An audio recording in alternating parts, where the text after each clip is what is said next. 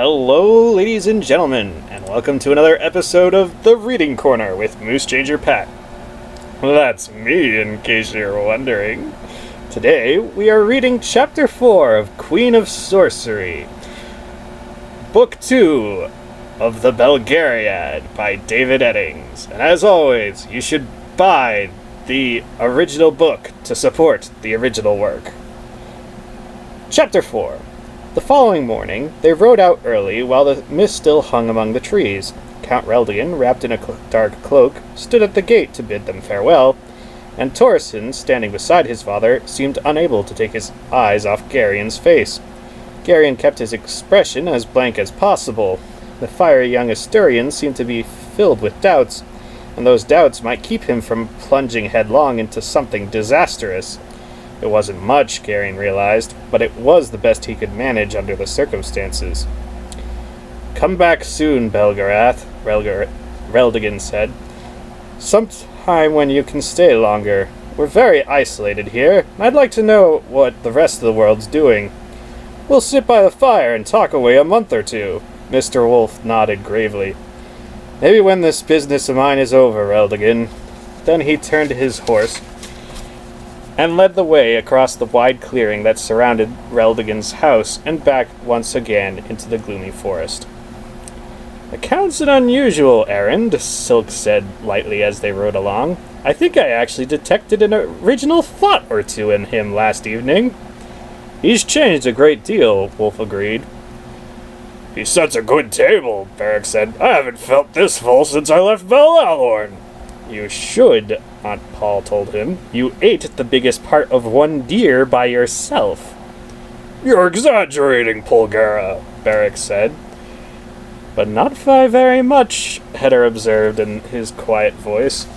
Laldrin had pulled his horse in beside Garion's, but he had not spoken. His face was as troubled as his cousin's had been. It was obvious that he wanted to say something, and just as obvious that he didn't know how to begin. "Go ahead," Garion said quietly.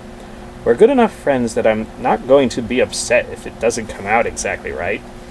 Laldrin looked a little sheepish. "Am I really that obvious?" "Honest is a better word for it," Garion told him. "You've just never learned to hide your feelings, that's all." "Was it really true?" Laldrin blurted. I'm not doubting your word, but was there really a Murgo and Cherik plotting against King Enheg?" "Ask Silk," Garion suggested. "Or Beric, or Heder, any of them. We were all there." "Natchak isn't like that, though," Laldrin said quickly, defensively. "Can you be sure?" Garion asked him. "The plan was his in the first place, wasn't it? How did you happen to meet him?" "We'd all gone down to the Great Fair, Torsten, me, several of the others. We bought some things from a Murgo merchant, and Tor made a few remarks about Mimbrates. You know how Tor is. The merchant said that he knew somebody we might be interested in meeting, and he introduced us to Natchak. The more we talked with him, the more sympathetic he seemed to become to the way we felt." "Naturally." "He told us that what the king is planning. You wouldn't believe it." "Probably not." Baldrin gave him a quick, troubled look. "He's going to break up our estates and give them to landless Mimbrate nobles," he said it accusingly. "Did you verify that with anybody but Natchak?" "How could we? The Mimbrates wouldn't admit it if we confronted them with it, but it's the kind of thing Mimbrates would do." "So you've only got Natchak's word for it. How did this plan of yours come up?" "Natchak said that if he were an Asturian, he wouldn't let anybody take his land, but he said that it'd be too late to try to stop them when they came with knights and soldiers.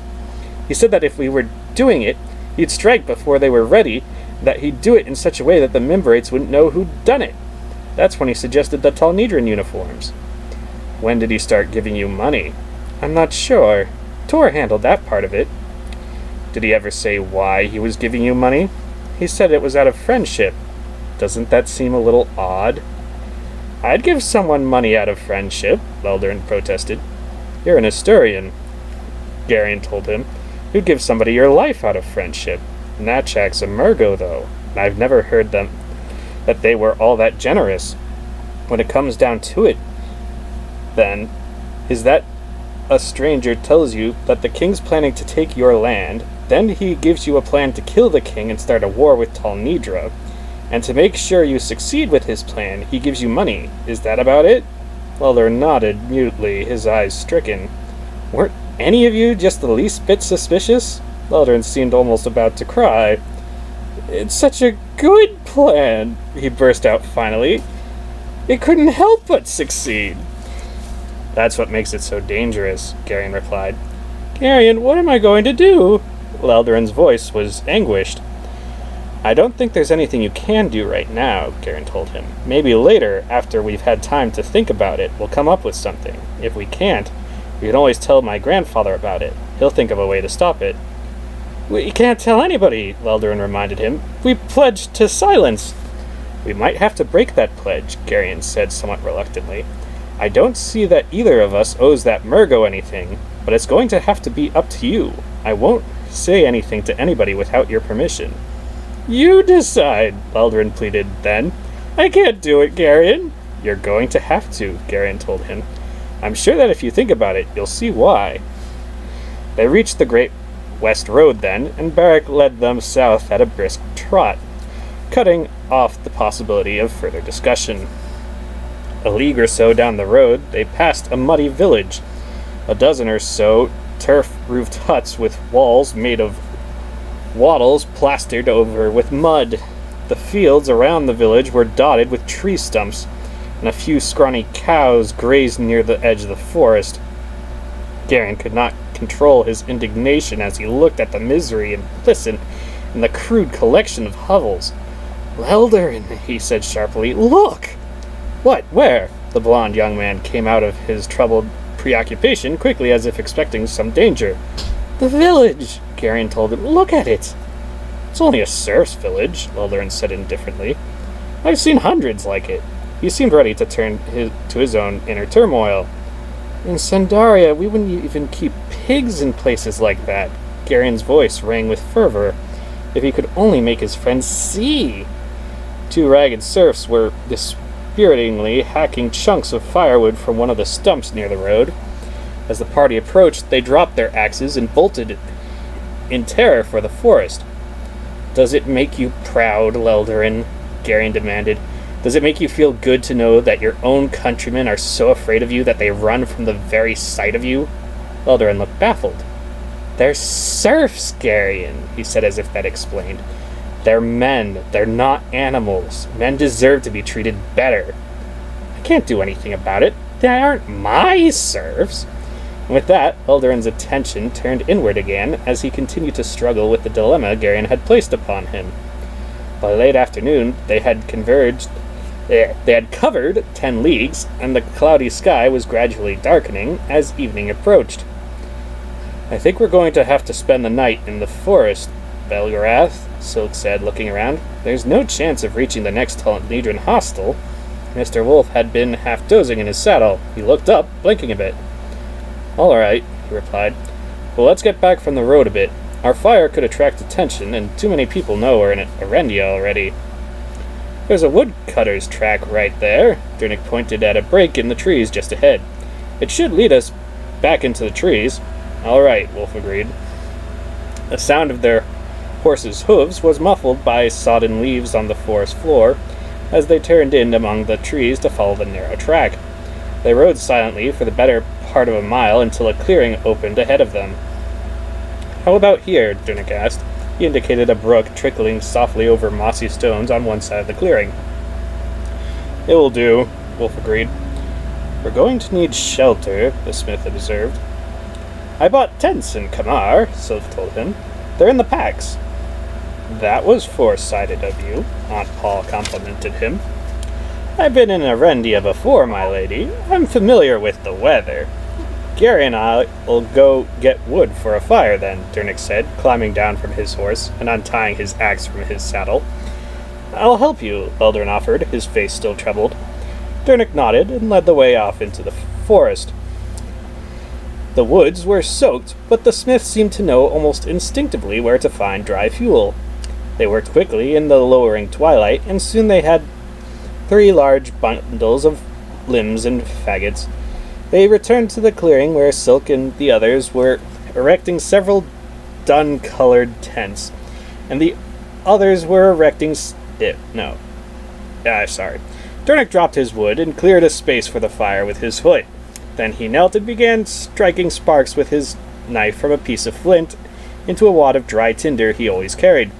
In a short time, he had a small fire going, and Aunt Paul set off her pots beside it, humming softly to herself. Hedar came back from tending the horses, and they all stood back watching Aunt Paul prepare a supper from the stores Count Reldigan had pressed on them before they had left his house that morning. After they had eaten, they sat around the fire, talking quietly.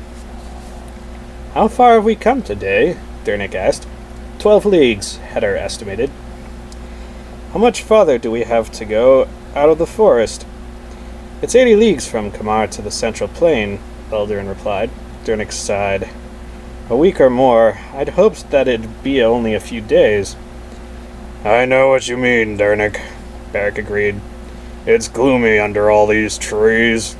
The horses picketed near the brook stirred uneasily. Hedar rose to his feet. "Something wrong?" Beric asked, also rising. "They shouldn't be..." Hedar started, then he stopped. "Back!" he snapped. "Away from the fire! The horses say there are men out there, many, with weapons." He jumped back from the fire, drawing his saber. Eldarin took one startled look at him and bolted for one of the tents. Garion's sudden disappointment in his friend was almost like a blow to the stomach. An arrow buzzed into the light and shattered on Beric's mail shirt. "Arm yourselves!"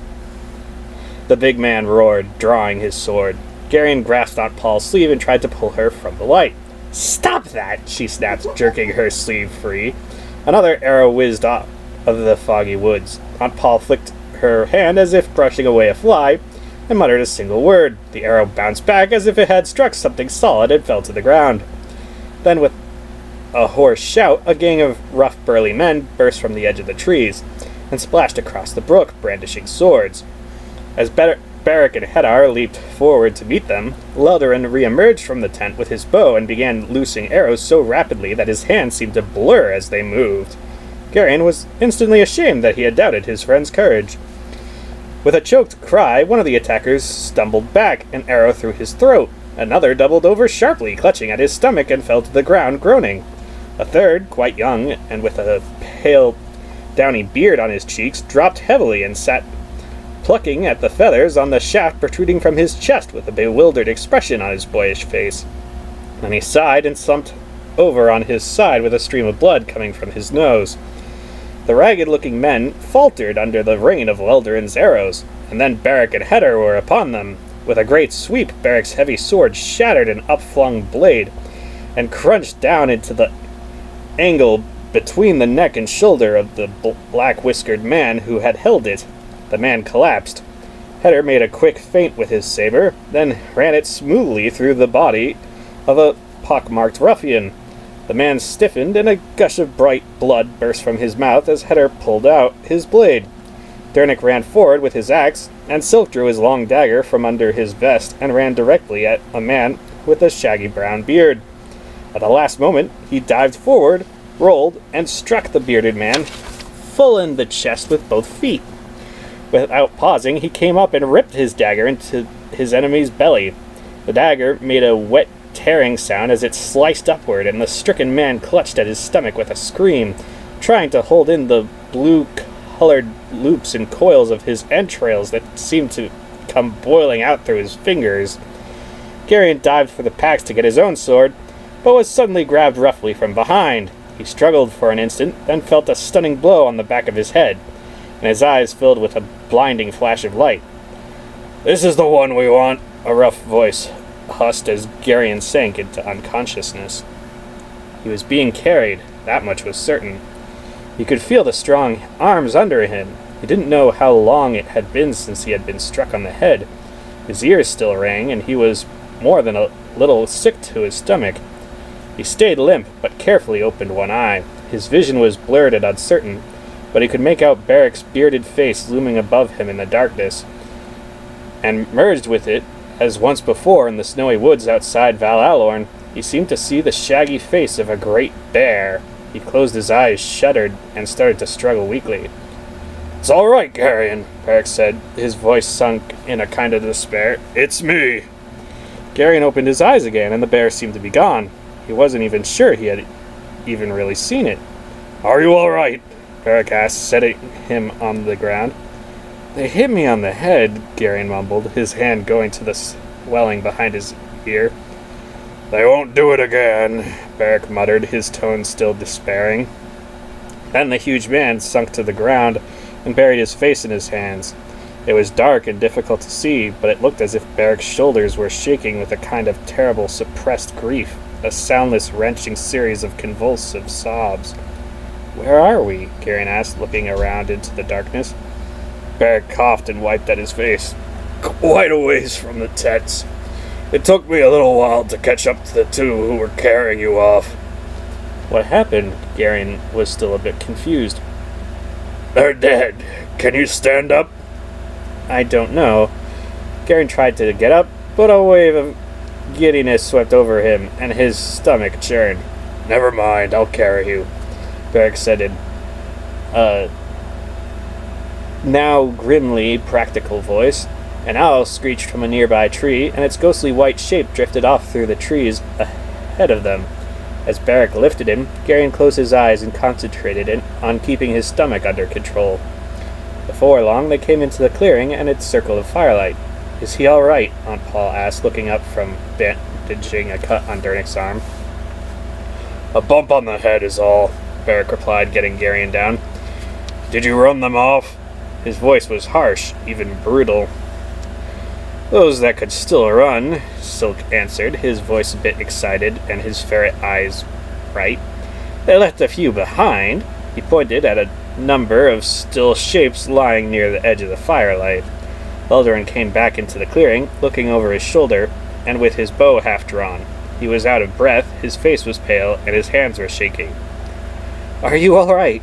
he asked as soon as he saw Garion. Garion nodded, gently fingering the lump behind his ear. "I tried to find the two who took you," the young man declared, "but they were too quick for me. There's some kind of animal out there. I heard it growling and I was looking for you. Awful growls." "The beast is gone now," Beric told him flatly. "What's the matter with you?" Silk asked the big man. "Nothing."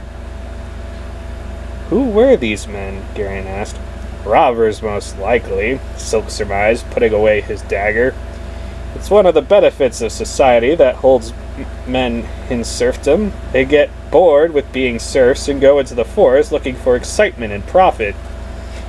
"You sound just like Garion," Weldon objected. "Can't you people understand that serfdom's a part of the natural order of things here? Our serfs couldn't take care of themselves alone. So those of us in higher station accept this responsibility of caring for them." "Of course you do," Silk agreed sarcastically.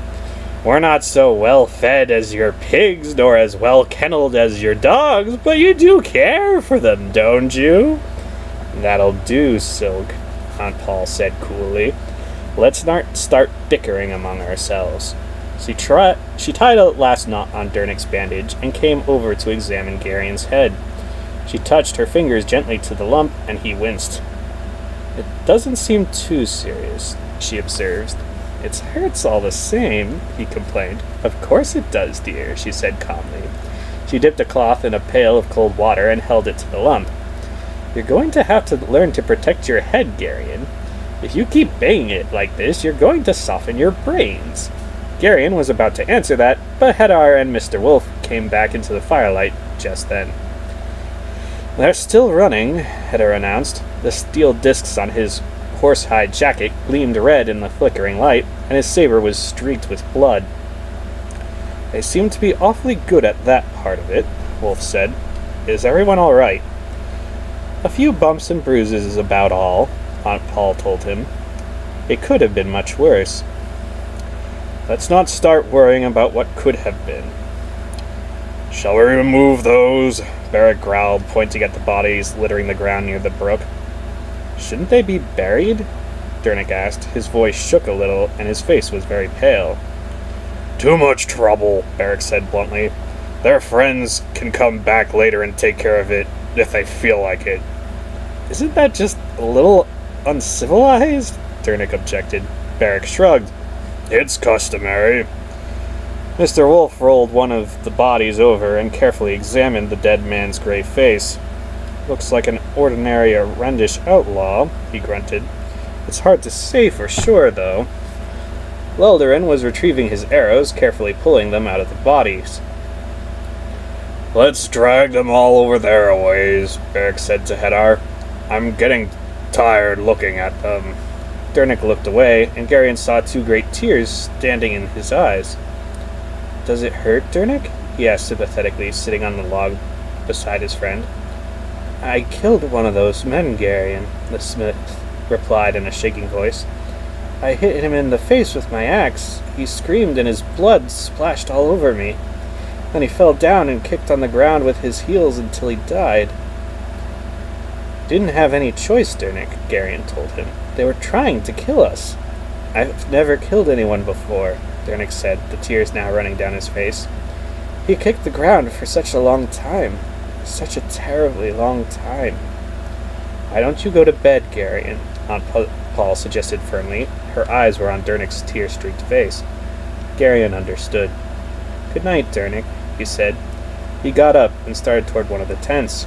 He glanced back once. Aunt Paul had seated herself on the log beside the smith and was speaking quietly to him with one of her arms comfortably around his shoulders.